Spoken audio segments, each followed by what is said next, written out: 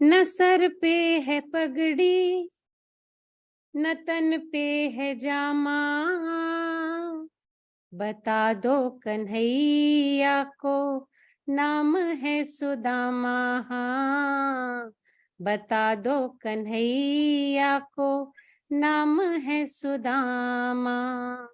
बस एक बार मोहन से जा कर के कह दो, बस एक बार मोहन से जा कर के कह दो कि मिलने सखा बद नसीबा गया है, कि मिलने सखा बद नसीबा गया है। अरे द्वार पालो कन्हैया से कह दो, अरे द्वार पालो कन्हैया से कह दो कि दर पे सुदामा गरीब आ गया है। भटकते भटकते न जाने कहाँ से, भटकते भटकते न जाने कहाँ से तुम्हारे महल के करीब आ गया है। हाँ, तुम्हारे महल के करीब आ गया है। सुनते ही दौड़े चले आए मोहन, लगाया गले से सुदामा को मोहन। हाँ, लगाया गले से सुदामा को मोहन। हुआ रुक्मणी को बड़ा ही अचंभा, हुआ रुक्मणी को बड़ा ही अचंभा, ये मेहमान कैसा अजीब आ गया है। हाँ, ये मेहमान कैसा अजीब आ गया है। अरे द्वार पालो कन्हैया से कह दो कि दर पे सुदामा गरीब आ गया है। हाँ, इधर पे सुदामा गरीब आ गया है। बराबर में अपने सुदामा बिठाए, चरण आंसुओं से शाम ने धुलाए। हाँ, चरण आंसुओं से शाम ने धुलाए।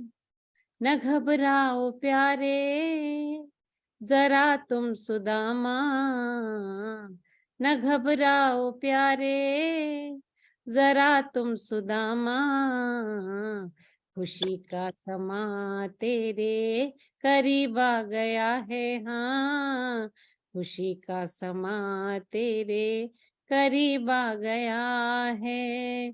अरे द्वार पालो कन्हैया से कह दो कि दर पे सुदामा गरीब आ गया है, कि दर पे सुदामा गरीब आ गया है। भटकते भटकते न जाने कहाँ से तुम्हारे महल के करीब आ गया है, तुम्हारे महल के करीब आ गया है। थैंक यू अंजू जी, क्यों जी, इतनी सुंदर एज यूजुअल, थैंक यू। सुरीली आवाज में। बहुत खूब। हाँ जी, डॉक्टर साहब और योर्स नाउ। थैंक यू जी। आपकी गणेश वंदना भी बहुत अच्छी थी जी, बीच में महाराज जी ने ज्वाइन कर लिया, आपको बताने का मौका नहीं मिला। Thank you. ज्ञानियों में एक अज्ञानी आ गया है। एनीवे, आज जो हमने विषय लिया वो ज्ञान और ध्यान। मैंने 4 की बजाय भी 5 श्लोक लिए ताकि थोड़ा थोड़ा जो भगवान एक्चुअली कहना चाहते हैं उसको हम थोड़ा सा निष्कर्ष के स्थान पर ले जा सकें। 7वें श्लोक में भगवान कहते हैं एताम विभूति योगम च मम यो वेति तत्वतः सो अविकंपेन योगेन युज्यते न अत्र संशय। एताम विभूति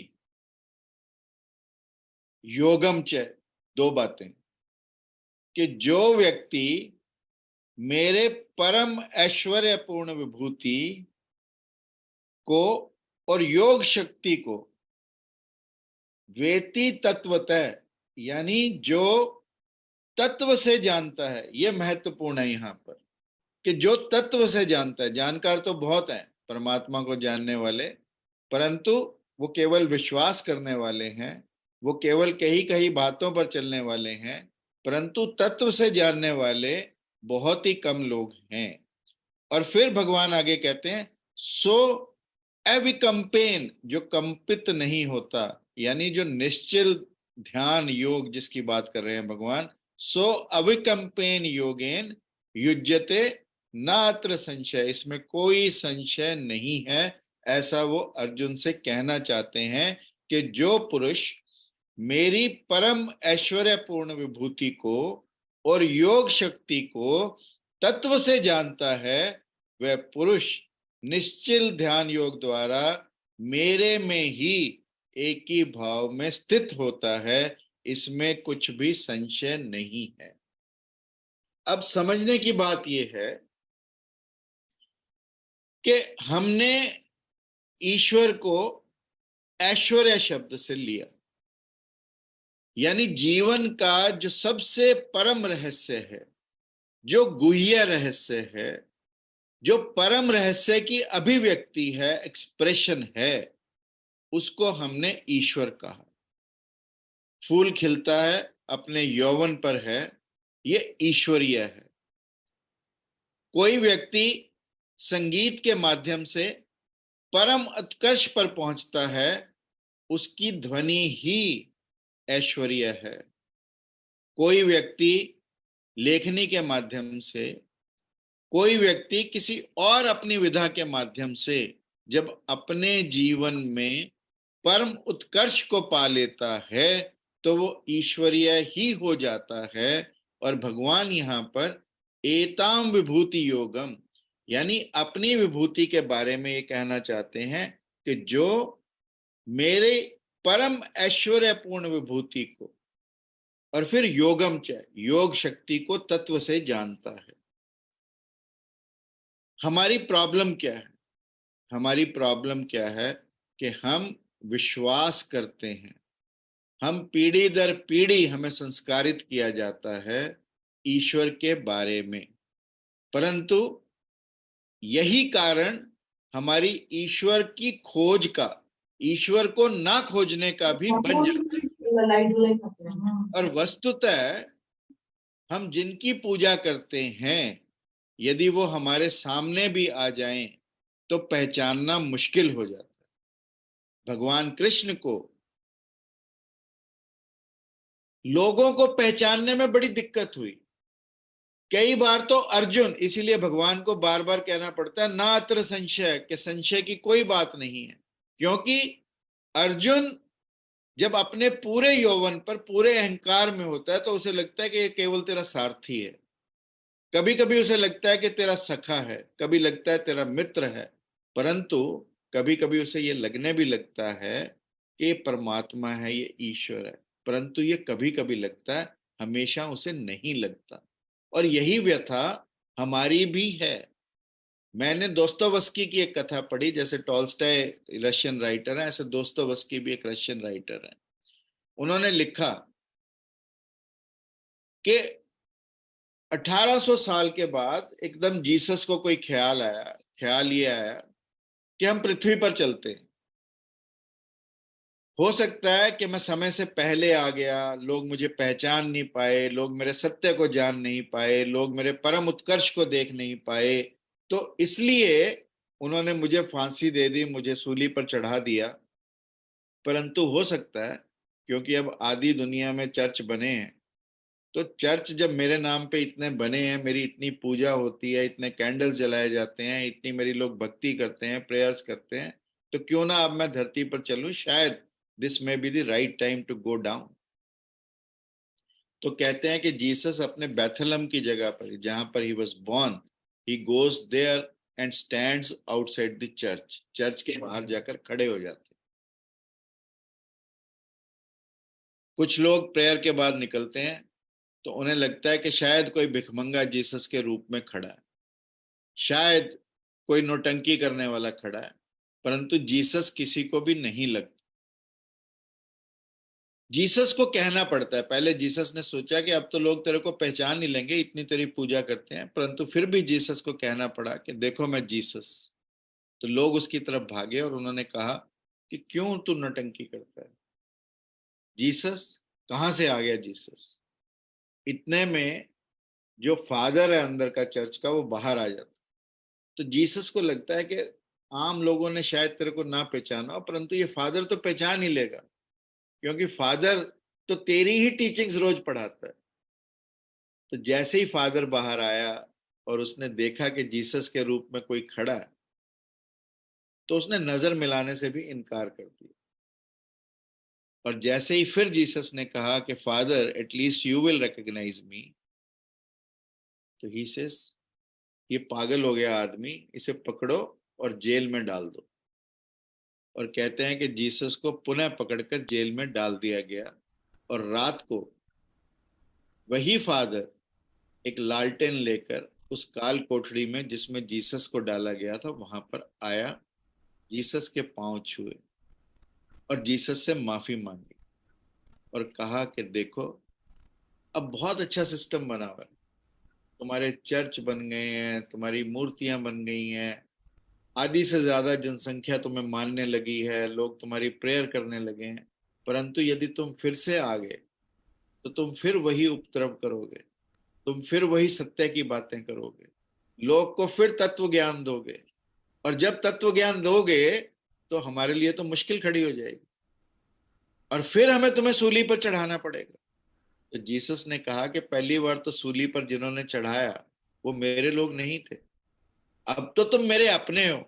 उसने कहा अपने अपने का कोई सवाल नहीं है, तू उपद्रवी है, तू सत्य का खोजी है, सत्य का अन्वेषी है, तू फिर तत्व की बातें लोगों से करेगा, इसलिए मेरी तेरे से प्रार्थना है कि तू जहां से आया वहां वापस चला जा, अन्यथा हमें बड़ी मुश्किल हो। यानी तत्व को पहचानना, तत्व से पहचानना इतना महत्वपूर्ण है जितना विश्वास से पहचानना नहीं है। और हम अक्सर सब लोग विश्वास से, मैं क्यों हिंदू हूं, क्योंकि मुझे बता दिया गया पैदा होते ही, क्योंकि मेरा जनेऊ संस्कार हुआ तो मैं हिंदू हो गया। यानी मैंने अपनी कहीं ना कहीं खोज समाप्त की ईश्वर को पाने की, जबकि ईश्वर सब जगह मौजूद है। इस सृष्टि के किसी भी परम उत्कर्ष में, जैसे मैंने कहा, किसी भी परम सत्य में कोई भी ऐसी चीज नहीं है जहां ईश्वर विद्यमान ना हो। हम कहते हैं ईश्वर कण कण में है, परंतु मानते नहीं है। अगर मानते तो शायद हम बुद्ध पर पत्थर नहीं मारते, जीसस को सूली नहीं देते, महावीर के कानों में कीलें नहीं ठोकते, क्योंकि जब वो हमारे सामने थे तो हम उन्हें पहचान नहीं पाए, क्योंकि हमारी पहचान एक नासमझ की पहचान थी, हमारी पहचान तत्व से नहीं थी, हमारी पहचान ध्यान से नहीं थी, हमारी पहचान उस ज्ञान से थी, उस बुद्धि से थी जिसकी मैं चर्चा आप लोगों से आगे करूंगा, जिसे तो बुद्धि भी कहना मुश्किल है, जो बुद्धि का एक रिफ्लेक्शन है। क्योंकि आगे आकर भगवान ये कहेंगे कि ददामी बुद्धि योगम के 10वें श्लोक में असली बात जो भगवान कहेंगे आकर, वो है ददामी बुद्धि योगम, कि मैं उन लोगों को ये सारी की सारी क्वालिटीज बताकर then he will come to, कि मैं वो बुद्धि योग दूंगा, बुद्धि नहीं बुद्धि योग दूंगा, जिसके ऊपर आज मेरा स्ट्रेस रहेगा। तो बात तत्व से जानने की हमने की, बात परमात्मा की विभूति की, और अब परमात्मा की योग शक्ति। हमारी योग शक्ति हम समझ सकते हैं कि योग हमारा परमात्मा से मिलने के लिए, परंतु परमात्मा को योग की क्या आवश्यकता हो, परमात्मा को योग शक्ति की क्या आवश्यकता हो, जो भगवान कह रहे हैं कि मेरी योगम एताम विभूति योगम च, जो मेरी योग शक्ति को भी जानते हैं। तो मेरी एक बात ध्यान रखना कि ना केवल हम परमात्मा की खोज करते हैं, परमात्मा भी सत्य के साधकों की, परमात्मा भी अन्वेषियों की, परमात्मा भी अपने भक्तों की खोज करता है, और उस खोज के लिए परमात्मा की योग शक्ति की आवश्यकता। और हमारे अंदर इस योग शक्ति को बनाने के क्या माध्यम है? हमारे अंदर इस योग शक्ति को बनाने के केवल और केवल माध्यम हमारी संवेदनाएं हैं, हमारे भाव हैं, जिसकी चर्चा भगवान अब करेंगे 8वें श्लोक में, जब भगवान ये कहते हैं कि अहम सर्वस्य प्रभो, सब मुझसे बनते हैं, मत सर्वम प्रवर्तते, मैं ही सबको चलाता हूं, इति मत्वा भजन्ते, और इस तरह जो मुझको निरंतर भजते हैं, माम बुद्धा भाव समन्विता, कि उनके अंदर मैं बोध पैदा करता हूं, और वो बोध शब्द रहित बोध है, यानी परमात्मा का निरंतर भजन। मैं संपूर्ण जगत की उत्पत्ति का कारण हूं, भगवान कहते हैं, मेरे से ही जगत सब चेष्टा करता है।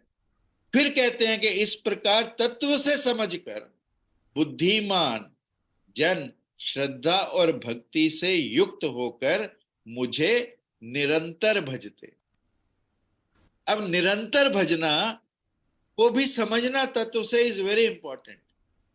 मैं कहूं राम राम, तो भी राम और राम में देयर इज एन इंटरवल, एक इंटरवल आता। कोई मुझे कहे कि राम राम के इंटरवल को भी राम राम राम से भर दो, अगर मैं 3 बार राम राम बोलता हूं तो then I have more intervals, मेरे 2 इंटरवल आते।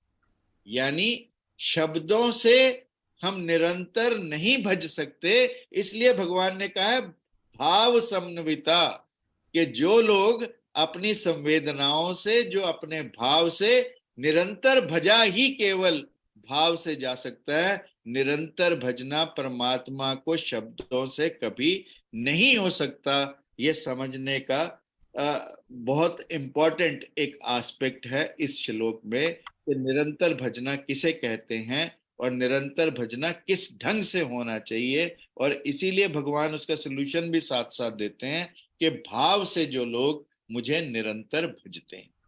और फिर 9वें श्लोक में आकर भगवान ये कहते हैं कि निरंतर मेरे में मन लगाने वाले, मद चित्ता मदगत प्राणा, मेरे में प्राणों को अर्पित करने वाले भक्तजन, बोधयंत परस्परम, आपस में जैसे हम लोग चर्चा कर रहे हैं उसी की चर्चा भगवान भी यहां पर कर रहे हैं। कथ्यंतश्च माम नित्यम तुष्यंती च रमंती च, यानी निरंतर मेरे में मन लगाने वाले, मेरे को ही प्राणों को अर्पण करने वाले भक्तजन सदा ही मेरी भक्ति की चर्चा द्वारा आपस में मेरे प्रभाव को जानते हुए तथा गुण और प्रभाव सहित मेरा जाप करते हुए, संतुष्ट होते हुए मुझ में ही निरंतर रमण करते हैं। यानी मद चित्ता, अभी गुरुजी ने भी कहा कि मन इसमें बहुत महत्वपूर्ण है। मेरे में मन लगाने वाले, और मन, विश्वास रखना, भगवान ने स्वयं गीता में कहा कि मन लगता नहीं है, मन हमेशा दौड़ता रहता है। मन हमेशा दौड़ में है, चाहे वो दौड़ धन की हो, पद की हो, प्रतिष्ठा की हो या किसी भी चीज की हो, परंतु मन हमेशा दौड़ता है। और भगवान यहां जिस मन की बात कर रहे हैं वो ठहरे हुए मन की बात कर रहे हैं। और आज मैं एक बात और कहना चाहता हूं कि दौड़ता हुआ मन कभी धार्मिक नहीं हो सकता। ठहरा हुआ मन ही केवल और केवल धार्मिक हो सकता है, क्योंकि जब मन ठहर गया उसी समय धर्म पैदा हो, उसी समय धर्म प्रकट हो गया, उसी समय धर्म उद्भासित हो गया। उसी समय हम धार्मिक हो गए। यानी मन को ठहराना बहुत महत्वपूर्ण है, और यदि मन हमारा ठहर जाता है तो हमें किसी भी और ज्ञान या बुद्धि की आवश्यकता नहीं रहती।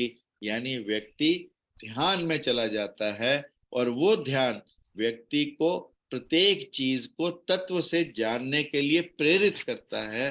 अन्यथा भारत में ऐसे ऐसे तत्वदर्शी हुए जिन्होंने कण कण में परमात्मा को देखा और मरते दम तक इस पर अडिग रहे। कहते हैं 1857 की क्रांति में एक साधु ऐसा था जो लोगों को लगा कि ये क्या बोलता है, अंग्रेजों को तो उससे एलर्जी हो ही जानी थी, तो उसको पकड़कर अंग्रेजों के सामने लाया गया कि ये क्या बातें करता रहता है, कोई सत्य की बात करता है, किसी और की बात करता है।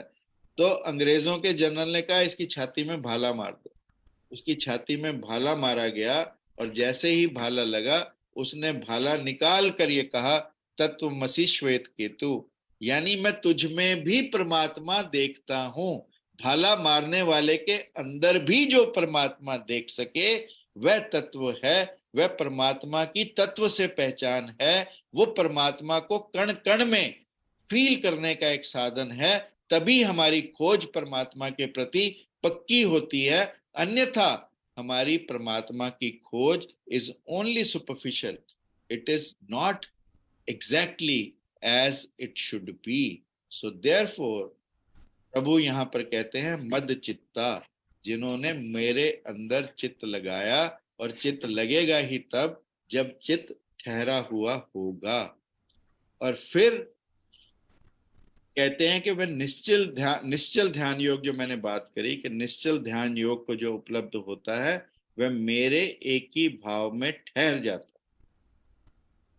अब कैसे कर सकते हैं, कैसे हम ध्यान को उपलब्ध हो सकते हैं? यदि मैं आपको छोटी छोटी सी एक दो एक्सरसाइजेस बताऊं। पहले तो मैं इसको आपको मेडिकली बताना चाहता हूं कि हम सब लोग, जो हमारी चेतना है, किसी की चेतना मन के करीब है, किसी की चेतना मस्तिष्क के करीब, परंतु हमारा ओरिजिन नाभि से है।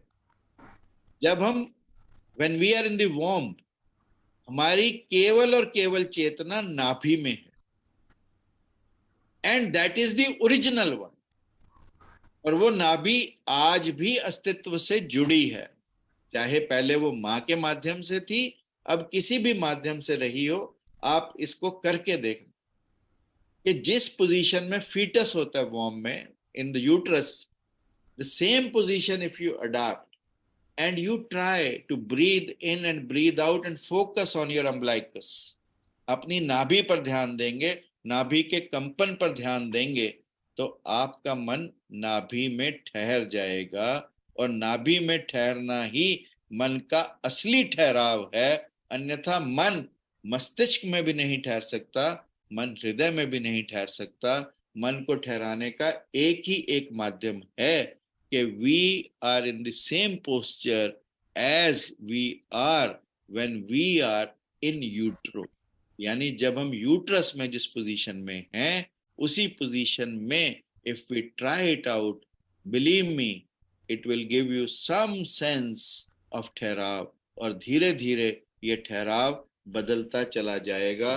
और इसीलिए शायद जीसस को ने भी कहा कि मेरे राज्य में वही प्रवेश कर सकते हैं जो बच्चे के जैसे हैं।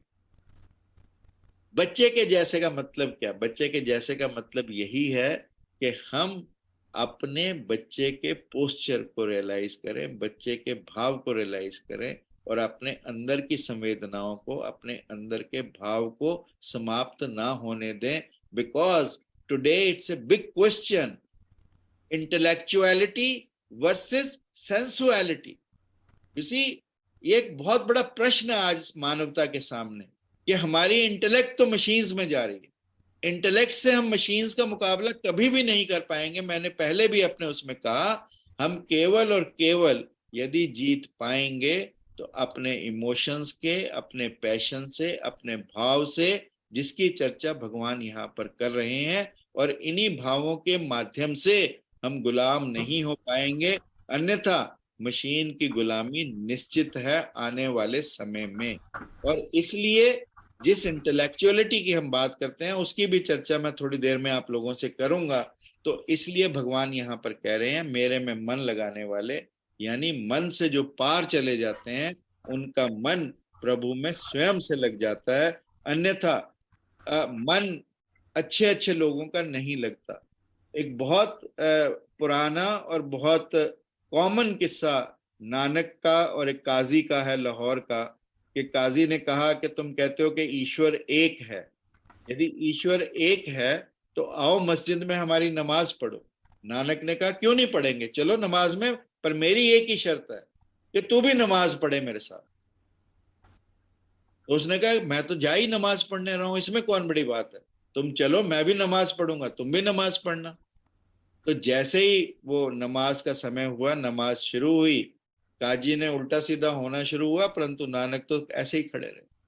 जब उसकी नमाज समाप्त हुई तो नानक से पूछा काजी ने कि तुम तो धोखेबाज निकले, तुमने तो कहा था मैं नमाज पढ़ूंगा, तुमने तो नहीं पढ़ी। तो नानक ने कहा कि मेरी एक और शर्त थी कि तू भी नमाज पढ़ेगा। तो कहता मैंने तो नमाज पढ़ी। तो नानक ने कहा नमाज कहाँ पढ़ी, तू तो केवल एक्सरसाइज कर रहा था, मन तो तेरा लाहौर की मंडी में घोड़े बेच रहा था। यानी तू नमाज के समय ऐसे ही हम लोग कीर्तन के समय के देखें दूध तो नहीं उबल गया निकल गया बाहर, दैट काइंड कि भाई मन हमारा ठहरा होना चाहिए। और यदि मन में ठहराव है, जिसकी प्रभु यहाँ पर बात कर रहे हैं, मद चित्ता मदगत प्राणा, और ये बहुत महत्वपूर्ण है कि हम और जब हम मदगत प्राणा की बात करते हैं कि जब अपने प्राणों को भी प्रभु को अर्पित कर देते हैं। मेरी बात मानना है कि जो प्राणों के वैसे कसमें खाते हैं वो कभी प्राण अर्पित नहीं कर पाते, मैं तुम्हारे लिए जान दे दूंगा, वो कभी जान नहीं दे पाते। क्यों? क्योंकि वो प्रभु को कभी भी कभी तत्व से जाना ही नहीं, केवल और केवल बताई बातों से जाना, बताई किताबों से जाना। इसलिए उनका विश्वास कभी भी डगमगा सकता है, और जब प्राण देने का समय आएगा तो वो प्राण नहीं दे पाएंगे। और जब कोई व्यक्ति मदगत प्राणा की स्थिति में चला जाता है तो उसके लिए पत्थर भी भगवान है, उसके लिए कण कण में ईश्वर व्याप्त हो जाते हैं। बात नानक की चल रही थी, गुरु नानक देव जी की, उसी की चर्चा थोड़ी सी और आपसे आगे करता हूं, जो साखी है नानक जी की, गुरु नानक देव जी की मक्का की। जब मक्का गए तो उनके पांव लोगों ने देखा कि मक्का की तरफ है। उन्होंने कहा लोगों ने कि मक्का की तरफ पांव करके सोए हो, तुम्हें शर्म नहीं आती? तो नानक ने कहा कि मुझे कोई फर्क नहीं पड़ता, तुम मेरे पांव उस तरफ कर दो जिस तरफ मक्का नहीं है। और कहते हैं कि वो लोग घुमाते रहे पांव और मक्का भी साथ साथ घूमता रहा। यानी that is actually the situation of मदगत प्राणा। वो सिचुएशन है जब हम मदचित मदगत प्राणा की सिचुएशन में पहुंच जाते हैं और हमें कण कण में ईश्वर दिखाई देता है। और जब ये स्थिति आती है तो समर्पण स्वयं से हो जाता है, तब समर्पण करना नहीं पड़ता। अन्यथा हम रोज कहते रहते हैं कि समर्पित भाव से करो, परंतु समर्पित भाव से हम नहीं कर पाते। समर्पण तभी हो पाता है जब समर्पण घटित हो जाए, जब हमारा मन ठहर जाएगा तो समर्पण स्वयं से हो जाएगा। इसलिए ये श्लोक बहुत इंपॉर्टेंट है। और फिर उसके बाद भगवान एक बात कहते हैं कि तेषाम सतत युक्ता नाम भजताम प्रीतिपूर्वकम ददामि बुद्धि योगम तम येन माम उपयांति। यानी उनको मैं बुद्धि योग देता हूं, ददामि बुद्धि योगम। अब बुद्धि योग क्या है ये हमें समझना है, और ये आज के समय के लिए, आज के जो लोग शिक्षा जगत से जुड़े हैं और जो लोग एजुकेशन से जुड़े हैं और जो लोग अपने बच्चों को भी एजुकेट करना चाहते हैं, उनके लिए समझना बहुत महत्वपूर्ण है कि परमात्मा ने बुद्धि योग कहा, केवल बुद्धि नहीं कहा। बुद्धि जो हम जिस बुद्धि की बात करते हैं that is only a reflection, हमारा इंटेलेक्ट का रिफ्लेक्शन है। It's not actual intellect. Actual intellect ध्यान से ही आएगी। तब भगवान ने कहा ददामि बुद्धि योग, तेषाम सतत युक्ता नाम, जो कंटिन्यूसली मेरा भजन करे हुए हैं उनको मैं ये बुद्धि योग ददामी, उनको बुद्धि योग देता हूं। अब होता क्या है कि हमारी सिचुएशन क्या है? हमारी सिचुएशन ऐसे ही है कि जैसे मान लो हम किसी लेक के किनारे खड़े हैं and we have a reflection in the lake, हमारा प्रतिबिंब लेक में बनता है, तो वो प्रतिबिंब उल्टा दिखाई देगा। अब अगर हम लेक के अंदर ही देखते रहते हैं, ऊपर नहीं देखते, तो हमें लेक के नीचे अपना उल्टा प्रतिबिंब दिखाई देता है। और यही हमारा एक्चुअली बुद्धि का रिफ्लेक्शन है। बुद्धि का इंटेलेक्ट भी ऐसा ही है, वो उल्टा है। और इसीलिए बुद्धि योग के माध्यम से उस उल्टी बुद्धि को परमात्मा सीधा करने का प्रयास करते हैं। हमने यूनिवर्सल एजुकेशन की बात की, but what have we achieved after education? Education के बाद क्या हम मन को ठहरा पाए? हम केवल मन को दौड़ा पाए। एक इंफॉर्मेशन इज परफेक्ट, बट यदि हम ये कहें कि हम अपने एजुकेशन सिस्टम के माध्यम से मन, बुद्धि, चेतना या शील का डेवलपमेंट कर पाए, तो शायद हम नहीं कर पाए। और इसको ही समझना बहुत महत्वपूर्ण है। शील यानी कैरेक्टर के माध्यम से हम अपना जीवन रूपांतरित कर सकते हैं। समाधि यानी चेतना को रूपांतरित करना ही समाधि है। और प्रज्ञा जो फूल खिलता है, जो अल्टीमेटली फ्लावरिंग ऑफ आवर्स, जैसे कोई बुद्ध खिला, कोई महावीर खिला, कोई जीसस खिला, कोई मोहम्मद खिला, कोई स्वामी जी हमारे खिले, ऑल दिस केसेस ये फूल खिलने के, ये प्रज्ञा। इसीलिए इन सब लोगों को हमने प्रज्ञावान कहा। हमने इसलिए प्रज्ञावान कहा कि ये सब लोग बुद्धि योग से, इनका सबका बुद्धि योग जागृत है, इन सबकी बुद्धि युक्त है परमात्मा में, और इनका मन सबका ठहरा हुआ है। इस बात को समझना हमारे लिए बहुत महत्वपूर्ण है। और हम हमेशा उल्टी बात करते हैं। और ये देखना सिर्फ पर्सपेक्टिव की बात है कि उल्टी और सीधी। जो मैंने आपको झील में प्रतिबिंब की बात की, एक व्यक्ति, जैसे जीसस के बारे में उसने कहा पुजारी ने कि तुम उल्टी उल्टी बातें करते हो, वो जब परमात्मा की कोई भी बात करे तो लोग उन्हें पागल ही कहते हैं। रामकृष्ण परमहंस को लोगों ने पागल कहा, स्वामी राम तीर्थ को लोगों ने पागल कहा। यानी उनको, क्योंकि हम समझ नहीं पाते, इसलिए पागल की संज्ञा दे देते हैं। ऐसा ही एक व्यक्ति जो परमात्मा की बातें करता था, लोगों ने जाकर राजा से शिकायत की कि ये उल्टी उल्टी बातें करता है, इसको समझाओ। उसने कहा लाओ मेरे पास पकड़ के देखते हैं ये राजा की बजाय किन की बातें करता है, कौन से महाराज की बात करता है। तो गधे पर उल्टा बैठकर राजा के सामने चला गया। तो राजा ने कहा कि इससे तो बात ही करनी बेकार है, क्यों भाई तू गधे पे उल्टा क्यों बैठा है? उसने कहा महाराज ये तो देखने देखने का, निगाह निगाह का फर्क है। मैं कहूं यदि कि गधा उल्टा खड़ा है, मैं तो सीधा ही बैठा हूं, परंतु गधा उल्टा खड़ा है। तो ये हमारी बुद्धि के साथ है कि हम जो मानते हैं कि हम सीधे हैं, एक्चुअली हम उल्टे खड़े हैं, और हम उल्टे काम करने में ही विश्वास करते हैं। मैंने देखा एक स्कूल में मास्टर जी था, उसने बच्चे को कहा जो घड़ा कुआं से पानी भर ला। वो पानी घड़ा जैसे ही उसने उठाया, मास्टर ने फिर बुलाया उसे और उसने कहा कि भाई इधर आ तू मेरे पास, और उसके 2 चांटे लगाए। तो जो साथ में कपिल जी जैसा बैठा था, उसने, एक सियाना आदमी, उसने कहा कि यार अभी तो ये पानी लाया ही नहीं, घड़ा टूटा ही नहीं, और तूने पहले ही से चांटे रसीद कर दिए, और ये कह रहा साथ में चांटा मार के भी घड़ा तोड़ के मत लाना। उसने कहा ये तोड़ के ही ले आया, तो फिर इसको चांटा मार के क्या करूंगा, इसलिए इसे पहले ही चांटा लगा दिया कि ना घड़ा तोड़ कर लाए और ना ये घड़ा सावधानी से पूरा जाए। तो यानी हमें उस ढंग से अपने जीवन को चलाना है, हमें उस ढंग से अपने जीवन में फॉलो करना है, हमें उस ढंग से, क्योंकि भगवान कृष्ण से बड़ा मैं समझता हूँ कोई तत्ववेता या कोई ज्ञानी या तत्वदर्शी या कोई हमें समझाने वाला नहीं है। और इसीलिए गीता को यूनिवर्सल एक्सेप्टेंस मिला, क्योंकि गीता में वो हर चीज है जो हमारे जीवन के लिए है, जो हमारे जीवन के लिए महत्वपूर्ण है।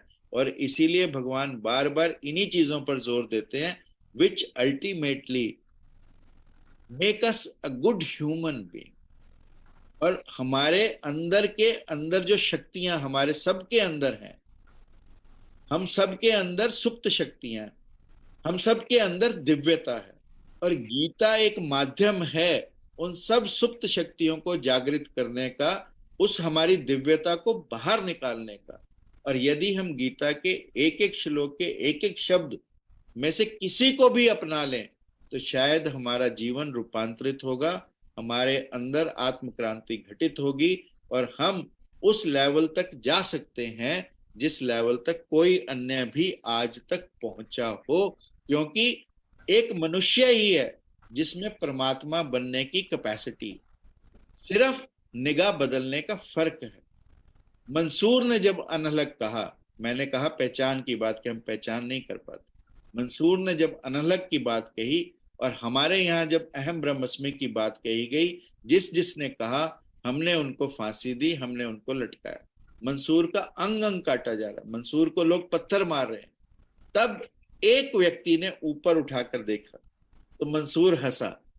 उसने कहा भी तू क्यों हंसा? उसने कहा भी सब लोग जमीन में पत्थर उठाने में लगे हैं और मारने पे लगे हैं, कम से कम एक भक्त तो ऐसा है परमात्मा का जिसने परमात्मा की तरफ देखा, तो मेरी फांसी जो है वो सफल हो गई, मेरे को पत्थर से मारना सफल हो गया, मेरे अंग अंग काटना सफल हो गया, क्योंकि मेरा ये जीवन कम से कम एक व्यक्ति को निगाह उठाकर देखने के लिए मजबूर कर पाया।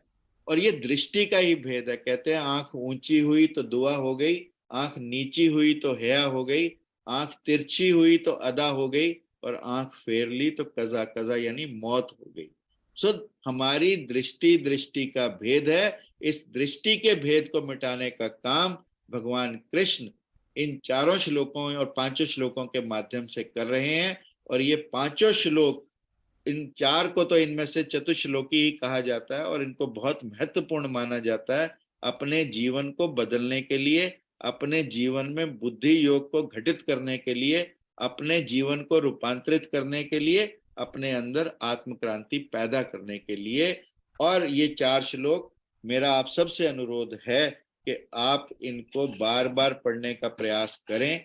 और जब आप पढ़ेंगे तो जो हमारी रूटीन कंडीशनिंग है, देखो हम कंडीशनड लोग हैं, हमें किसी ने कुछ बता दिया, हमने मान लिया, हमारी कंडीशनिंग हो गई। और कंडीशनिंग के जो एस्पेक्ट्स हैं, कंडीशनिंग के जो रिजल्ट्स हैं, वो कभी भी अच्छे नहीं हुए। They have always been very dangerous, वो हमेशा भयावह रहे हैं। और कहते हैं कि पावलोव एक रशियन साइंटिस्ट था, रशियन वैज्ञानिक था और साइकोलॉजिस्ट भी था, और वो प्रयोग जो अपने करता था, एक प्रयोग उसका है जो उसने कुत्तों पर किया, डॉग्स पर किया।